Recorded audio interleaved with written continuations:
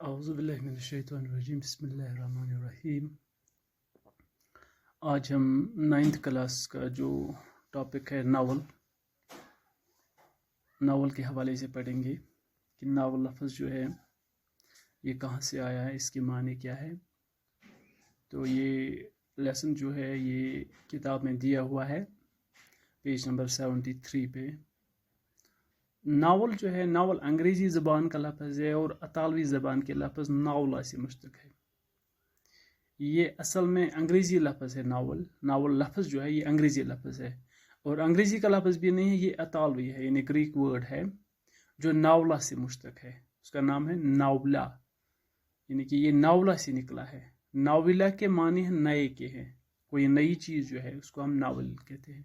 Novel انگریزی ادب کے زیر اثر اردو میں آیا ہے، اور بہت ساری صنفیں جو ہے، بہت سارے اصناف جو ہے وہ تو کچھ اصناف عربی سے آئی ہیں، کچھ فارسی سے آئی ہیں اردو ادب میں۔ تو یہ ناول جو ہے یہ انگریزی ادب سے آیا ہے۔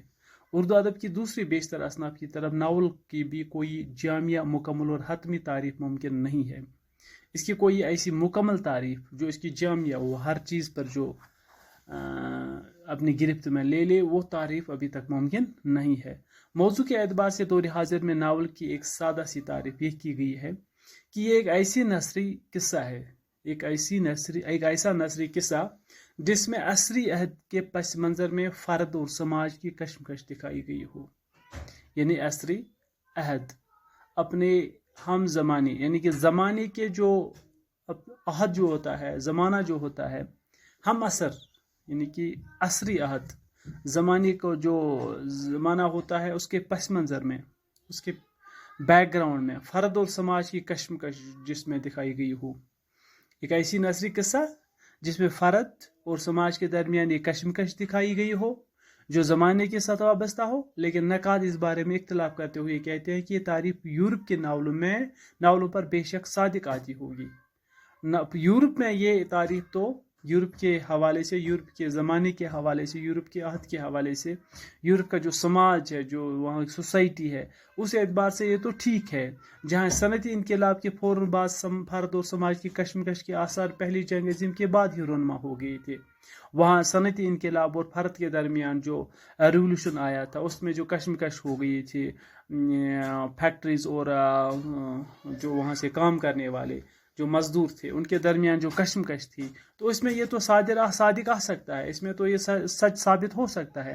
لیکن یہاں تاہم مشرق میں صورت قدر منفرد اور الگ نوعیت کی ہے، لیکن مشرق میں جو صورتحال ہے وہ بالکل الگ ہے۔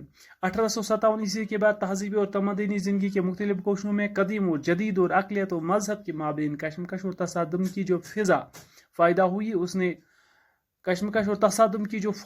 ہوئی، اس نے ملک میں ایسی حالات پیدا کر دی جو ناول سے ملتے جلتے حقیقت پسندانہ قصے لکھنے کے محرک ثابت ہوئے۔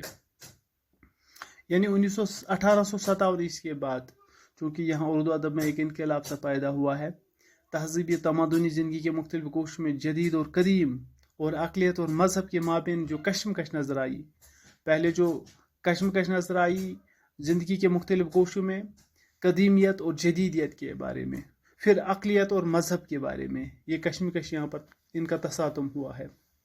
جو یہ فضا یہاں پیدا ہوئی، اس نے ملک میں ایسے حالات پیدا کر دیے جو ناول سے ملتے جلتے حقیقت پسندانہ قصے لکھنے کے محرک ثابت ہوئے، اور جو یہ حالات پیدا ہو گئے، جو یہ واقعات پیدا ہو گئے، اس نے ناول کو ملتے جلتے حقیقت پسندانہ قصے فراہم کیے اور اس کے لیے محرک ثابت ہو گئے، جس سے ایک حرکت میں آ گئی ہے۔ ہمارے یہاں ناول کی ارتقائی نشو و نما میں اس بات کا خیال رکھا جانا انتہائی اہم ہو جاتا ہے۔ ناول نگاری مخصوص نقطہ نگاہ سے زندگی کی تصویر کرنے کا ایک انوکھا فن ہے، یعنی زندگی کی تصویر کشی کرنا ناول نگاری کا ایک مخصوص اور انوکھا فن ہے۔ حقیقت کو تخلیق کا روپ دے کر یا تخلیق کو حقیقت کا جامہ پہنا کر کچھ اس طرح پیش کرنا کہ قصے کی حیثیت سے اس کے تمام اجزاء میں تال میل اور ہم آہنگی قائم رہے، ناول کا فن کہلاتا ہے۔ ایک تو قصہ یہاں پیش کرنا ہے، وہ بھی زندگی کی جو حقیقت تصویر، جو زندگی کی تصویر کشی کرے، ایک انوکھا فن ہے یہ۔